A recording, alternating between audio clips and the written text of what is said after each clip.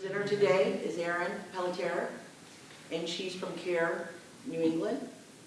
She is the Director of Operational Excellence. Everybody in the right place, because I know I heard some buzz on the floor about you wanting to get into this session, so it's really, really great. She's going to be talking today about not you experts, but the experts that did leave the room, left the building, and a journey of transformation and continuous improvement. And Erin has really got, although I'm substituting for the moderator that was supposed to be here, I have had time to read, and I just get so impressed because I'm just like in a room of brilliance. It's humbling. It really is humbling when you all get together. But what she's going to talk about today is really maintaining the attention and accountability in rigor for improvement in healthcare, what they've been able to accomplish, development of control and sustainability plans, which I'm very interested in hearing about, and developing facilitation and project management and performance improvement, the resources that are within the organization. She's been in the role, for about 6 years, and let me tell you, I'm just going to kind of not really read this by verbatim, but it's really pretty phenomenal what's been accomplished in this organization under Erin's lead. So again, she's at CARE England, second largest healthcare system in Rhode Island, and she's Director of Operational Excellence, no easy feat, and she's led multiple transformation projects, and they've yielded savings of over $100 million, and I think that's pretty impressive. I think you guys have a tough industry to be able to pull out that kind of savings. As system-wide performance improvement activities, she's really there to drive the transformation. And what I really think that caught me with Erin is her balance, and I think she brings this balance into the organization, which is, you guys are in probably the most stressful business there is, healthcare. And really, I don't know how you do it, how you actually keep the balance of your responsibility toward patient, toward employee, toward community, and your sanity. I do think it's a lot, but I think that Erin does it because she also enjoys the other side of life, outdoor cooking, gardening, hiking. And I do believe that what I've seen in other kind of high-stress environments, that balance between getting out in nature and seeing what's there, and then being able to come into a facility as you do and make this kind of transformation I think it's really spectacular. So I'd like to welcome Erin, and please do so. Thank you so much, Jan. And thank you all for joining me this morning. So as you said, I'm from CARE New England, and so here is, all right, so here's just a couple highlights of what we're going to go over today. So we want to just touch on the accountability and rigor for improvement, the governance structure that we've built and put in place, how we put control and sustainability plans in place, and developing the facilitation and project management capacity of our own internal resources. So a little bit about our company. It's the second largest health system in Rhode Island. We've got 3 hospitals. One is a med-surg. Women and Infants is a women's specialty hospital. Butler Hospital's behavioral health. We have a VNA. The Providence Center is ambulatory behavioral health services with over 50 different programs and services for the Rhode Island population. We have a medical group and an ACO. Altogether, we have about 8,000 employees and 1,300 active medical staff.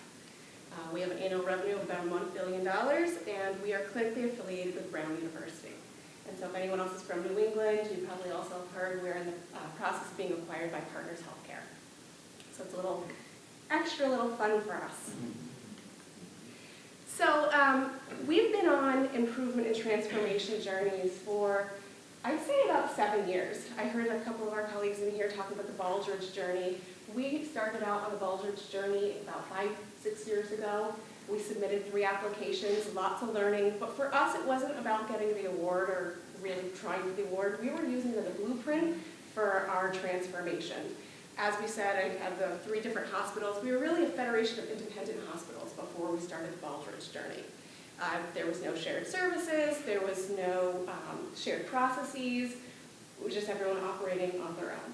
So we used the Baldrige to pull us together. We developed the shared services, legal and IT, and revenue cycle, and pulling things together and using that as a framework. So toward you see that we called that was branded as our Transforming Together T2 initiative. So in 2015, we started entering a financial crisis. About halfway through our fiscal year, we were on track to lose, well, we had already lost $27 million. We were on track to lose about $63 million. That wasn't going to cut it. So we hired another consulting firm to come in and help us with Transforming Together T3. So this consulting firm came in, they did an entire analysis of our organization, gave us about 500 pages worth of opportunities, and we took that playbook, they gave us some bench strength, and we just got to it. We had 13 different projects, looking at span of control, labor, revenue cycle, research, supply chain, and so through that T3 initiative, we saved $75 million of recurring costs, and then another 30-ish million of one-time pickups. Very successful.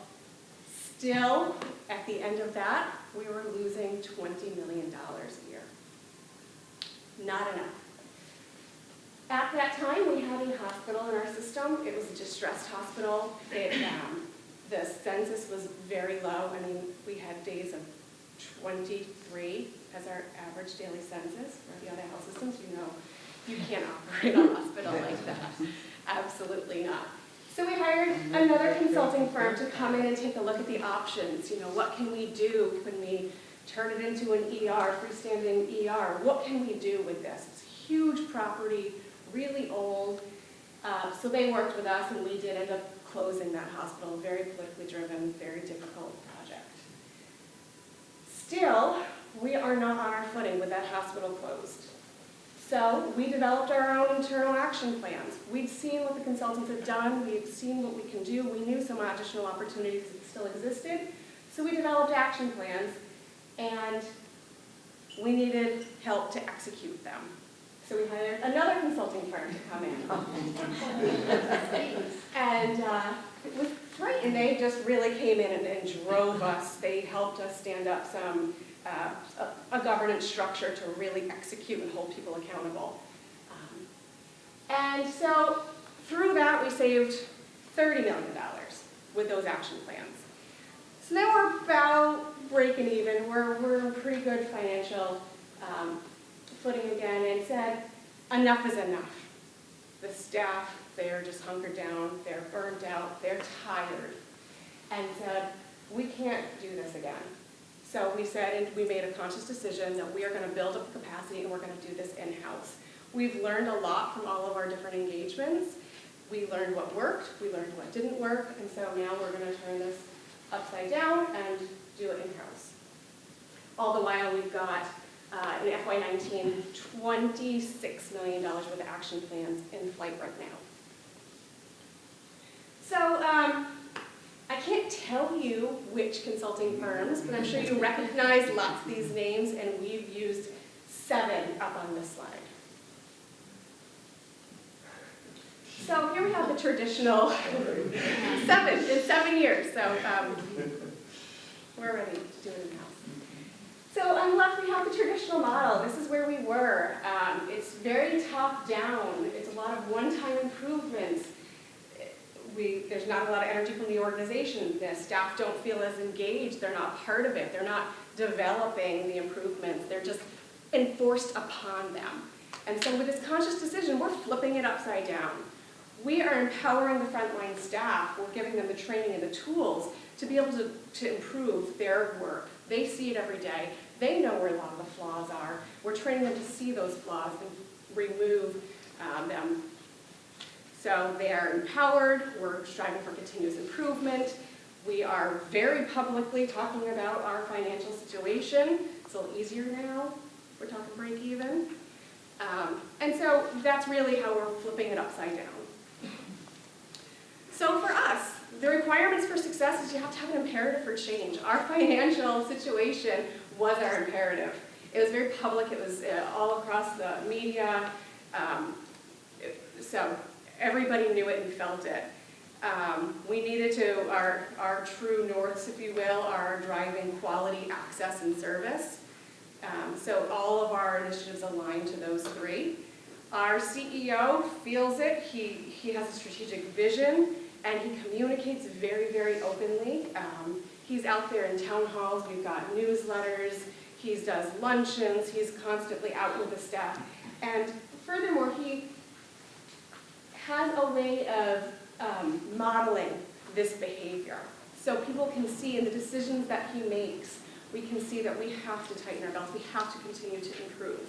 So when he prioritizes, as we prioritize projects, he's modeling that behavior, and that is so, so important for our success. So we're managing, one of the challenges that I heard a few other people talk about is how do you manage the day-to-day business while working on these projects? So as you know, it's a lot of work. I mean, it's a full-time job in the nursing and the pre-admit testing and the PECU and all of those areas. It's a full-time job. How do you add a project on top of that? So it's a tough balance to be able to as leaders, that we have to give them the time and the space to work on those projects and improve. And to sustain, you really have to integrate it in the culture. We always say that we're weaving this into the fabric of who we are. It's becoming part of our culture for continuous improvement. So here's our structure for accountability. We call this the OIC, the Operations Improvement Council. This is a team of leaders. It's a difference, meets every Tuesday morning for 1 hour, and it has a rotating agenda. So the first meeting of the month is action plans. Each business leader has to present an update on their action plans that are off track. And they're very detailed. We do not accept any TBDs. We don't accept any ongoings. We want to hear the distinct steps that you are doing. You can't say working on it. You can't say monitoring. Those words are not allowed. Then the second meeting of the month is pipeline. This is where the new ideas come in. Business plans are presented. We have a nice, robust strategic financial planning department. So they help us value all of our plans, looking at the market analysis. Those are all presented at the pipeline meeting. So we're constantly fueling the new ideas. The shared impact meeting, this is for the plans that impact more than one operating unit. So this is where a lot of the revenue cycle improvements, charge capture improvements, HR, we're looking at our leave of absences across the organization. So those things that one plan will impact multiple different operating units and hospitals, we look at them at that meeting. And finally, the dashboard meeting. This is because you can never take your eye off the ball. This is where we look at the sustainment of all the other projects that have been closed out. Are we still on track? If not, they similarly have to present an action plan with distinct steps to get back on track. So this really works for us. It doesn't work for every organization, but we seem to have, can keep our eye on all the different action plans and all the different areas and facets of our business and our improvement plan. So that's weekly. We have those meetings where everybody comes together. I also meet with each hospital or each operating unit weekly. We sit down, we go through the action plans. It's a very detailed meeting. We talk about the barriers. It's a lower level, deeper dive into each of the action plans at this meeting. It's interdisciplinary. Everybody's there, so we have the CMO, we've got nursing, we've got all the different disciplines at this meeting, and pharmacy is represented if there's an action plan that impacts them. Our life cycle.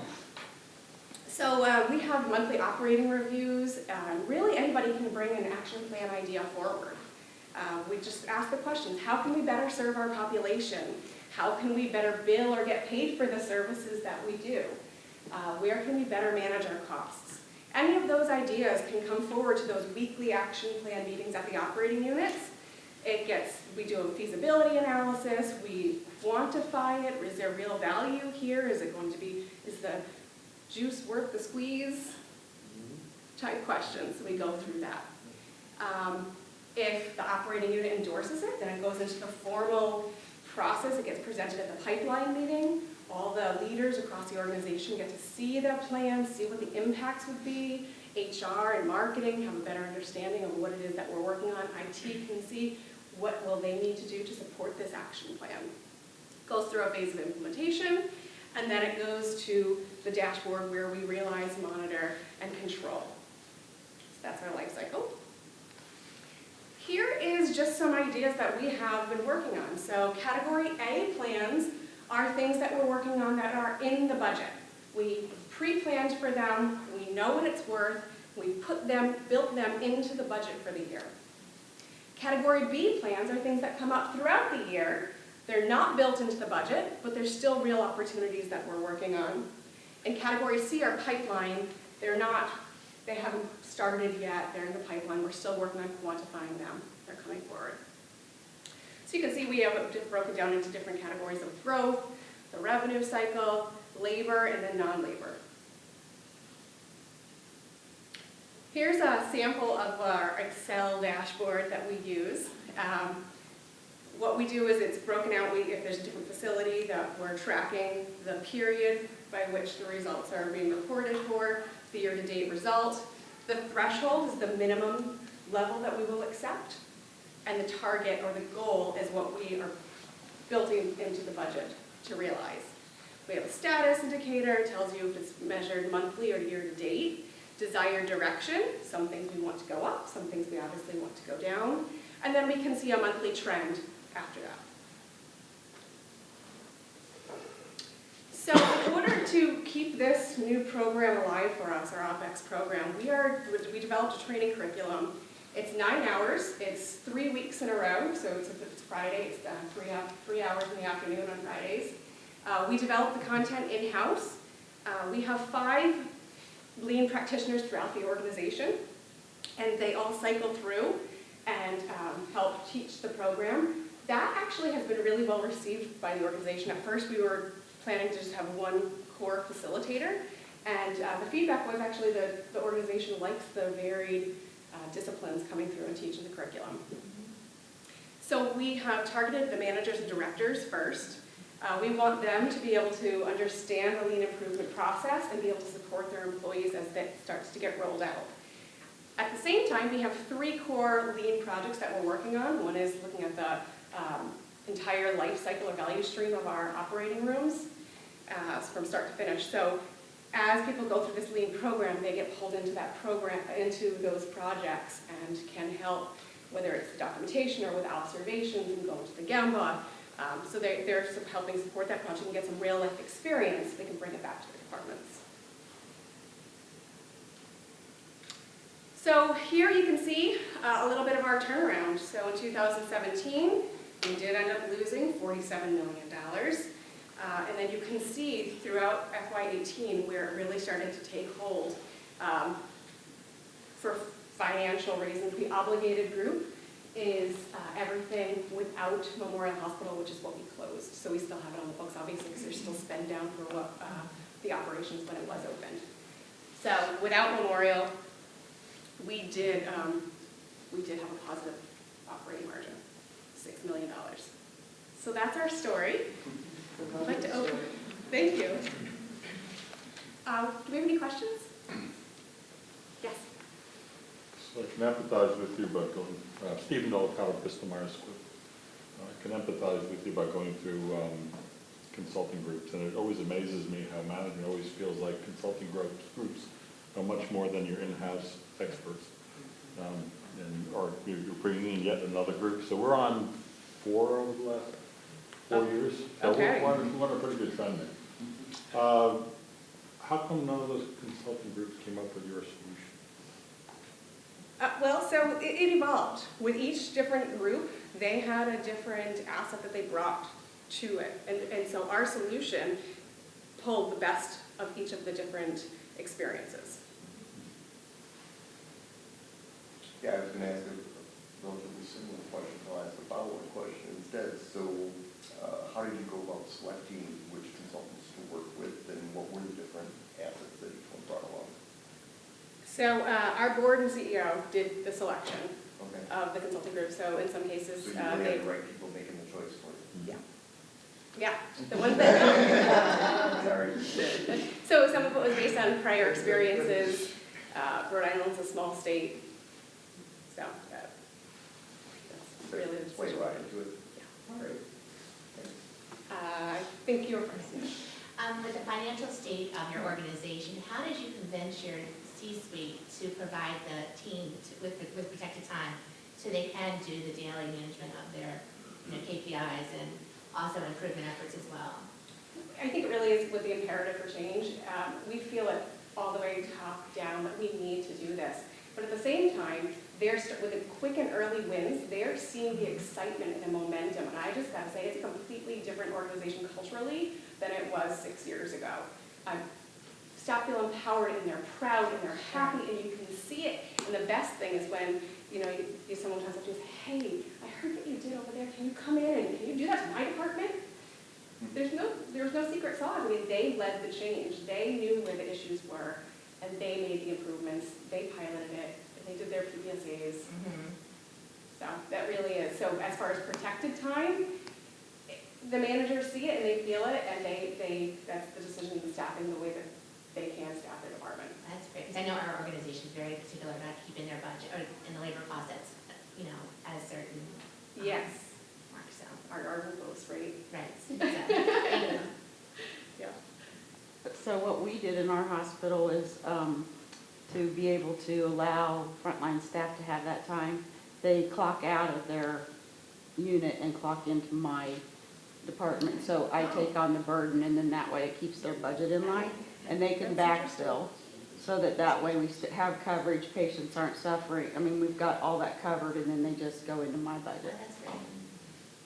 Thank you for sharing. Yeah. You mentioned the town halls. Do those only take effect after you've gone through all of the folks that came to help you? Or do they No, that started about halfway through. I think that may have been one of the suggestions of one of the consulting firms that came through, is really get out there and start sharing what's going on. In the beginning, they were not well attended, and now they are. So do you do then surveys, or what kind of feedback do you do from your teams? We do annual employee engagement surveys. We actually just finished up the cycle and got the results back. And we had the highest response rate that we've ever had in the history of the organization. Do they feel now more connected with the strategy? Do you kind of ask that question? Do you Yes, feel we do. connected? Do you feel you belong? Yes. And so that's come up. That's tremendous. Yeah. What were some of the opportunities that drove the highest cost savings? I'd say revenue cycle had the most opportunities for us. So just looking at charge capture, we had a lot of capped rates. In our ER, for instance, it was a flat rate, whether you came in for a Band-Aid or you came in and ended up going in for a stomach procedure, it was a flat rate. So we were able to, with more technology, granulize the charging. Regarding the ideas, moving into an action plan, or you talked a little bit about vetting that out and screening that. Do you have parameters around that? And or how do you determine, like, it's just something the department should handle, or like maybe the business doesn't want the department to do that or whatever? I guess I'm looking for the parameters around, moving something from an idea to whether it makes it onto the master list or not, like what parameters? Yeah, so good question. We haven't turned anything down. Okay.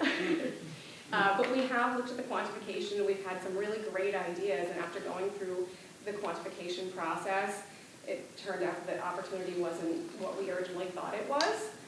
So it fell a little bit lower on the priority I was list. just asking, do they at least have to be prioritized? Yes, they do. We do that through the Operations Improvement Council. Okay, thanks. Yes. So you said the training with the managers and the directors? Yep. Do you have also vice presidents in your hierarchy in your system? Yes. So how do you go with the decision not to start from the top down? And I'm right now doing this in the company and I don't know if it's going to work, but, and how do you then empower managers who've gone through training, have great ideas on the action plan that the VPs then would be able to sponsor, making sure it actually happens at that level? Great question, and thank you for asking that. We did start with the SVPs. So what we did is we brought them all into one single session and went through an abbreviated version of the content. So they got it first, and we asked for their endorsement for the program, and after that, only then did we make the decision to start rolling it out. As part of the training, each attendee has to select a project that they start working on, whether it be as small as a 5S or something a little bit bigger and creating dashboards for, a lot of them are looking at how they assign resources in their work and value stream mapping that. So they have to go through the project. So between each class, because it's a 3-week program, they have assignments of doing the value stream map and identifying the waste and then identifying countermeasures. So they do go through that project. We're now keeping a catalog of all those projects. And what is the current goal, I guess, is the continuous improvement of that as we level? So they endorse it, but really their role is to stand back and let their staff do it. Support them, give them the time, if they can, protect their time to work on their projects, champion it. And then it does come up to the operations improvement, and we celebrate the success of all of these projects and all the newsletters and town halls, and very publicly publicize their wins.